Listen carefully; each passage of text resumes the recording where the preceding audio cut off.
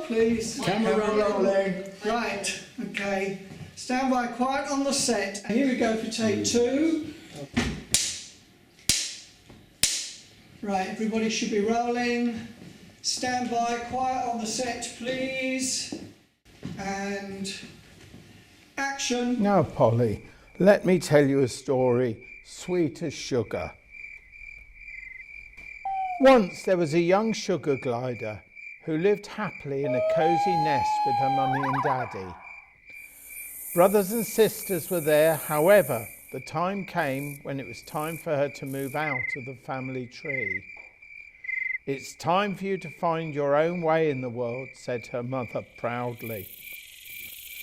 The young sugar glider wasn't at all sure how to find her way in the world, but she tried to be brave, kissed her mummy on the cheek and scampered on her way. The young sugar glider scurried from tree to tree looking for a safe place to make her first nest.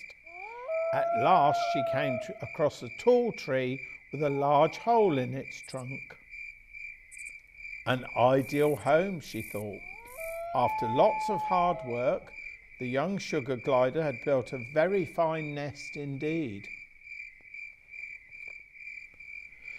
The sugar glider was very proud of her new home, but she missed her family tree. There was no mummy to stroke her fur when she woke up, no daddy to bring her a sweet nectar treat for supper, and no brothers and sisters to groom and play with. For the first time in her life, the young sugar glider was all alone. Nearby, there lived a family of brush-tailed possums. Mummy Possum had been keeping an eye on the young sugar glider and seeing that she was upset, invited her to dinner. Although the young sugar glider was upset, she was also very hungry. First, she ate Mummy Possum's entire store of flower nectar. Then she ate all of Mummy Possum's honey. "You sure have a sweet tooth," said Mummy Possum, smiling. "From now on, I'm going to call you Sugar." Sugar grew up to like her new home and loved playing with her brush-tailed possum neighbours, but she didn't like it when the possum babies teased her about being different. "You've got leftover skin," they all laughed. "They're right. Why do I have so much skin anyway?" wondered Sugar sadly. Sugar wished more than anything to be just like her friends. One day Sugar was woken from her sleep by a strange smell in the forest.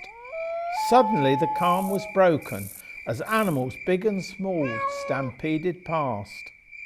Wondering what the animals could be running from, Sugar quickly climbed to the treetop and saw a bushfire.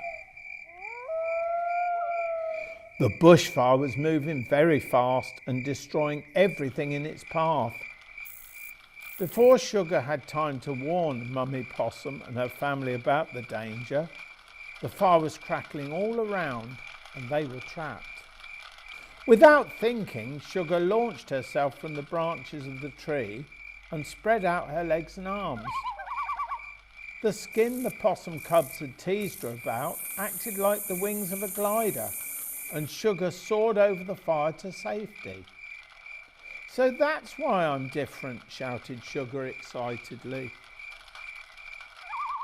Now Sugar had to find help for Mummy Possum.